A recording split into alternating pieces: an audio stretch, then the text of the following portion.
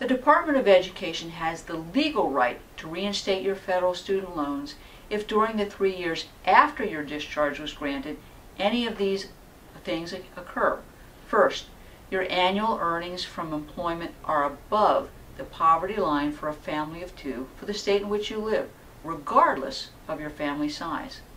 Information about the poverty level guidelines can be found at the U.S. Department of Health and Human Services website, http://aspe.hhs.gov/poverty.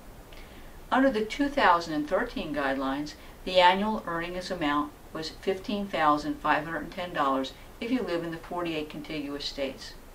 Secondly, a disability review will be conducted in less than 5 to 7 years from the most recent Social Security Notice of Award. 3. You receive a cessation notice from the Social Security Administration saying you're no longer totally and permanently disabled. 4. You receive any new student loans or a TEACH grant. 5. You have a federal or TEACH grant that was originated before your doctor completed the physician's certification and a disbursement was made during the 3 years after the discharge. You'll have to show documentation that you returned that disbursement within 120 days. The Department of Education must give you notice if they reinstate your loan. They have to tell you why your loan was reinstated, and they have to tell you how you can contact them if you think your loan was improperly reinstated. If your loan is reinstated, you'll have to make your first repayment in 60 days after the date on the notice of reinstatement. Annual reporting requirements.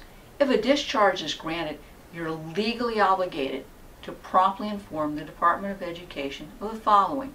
1. If your annual earnings exceed the poverty guideline for a family of 2 in your state, or 2. Your phone number changes, or 3. Your address changes. As part of my services, I check with you each year during the 3-year monitoring period to make sure you've met your annual reporting requirements and filed on time. What's the difference between the standard of eligibility for a discharge and the 3-year post-approval monitoring standard? Well, the difference is, in part, based on your medical condition, employment status, and income at the time of your application and during that 3-year post-approval status.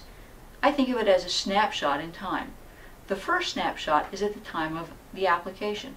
The second, third, and fourth snapshots are taken annually after you've granted the discharge.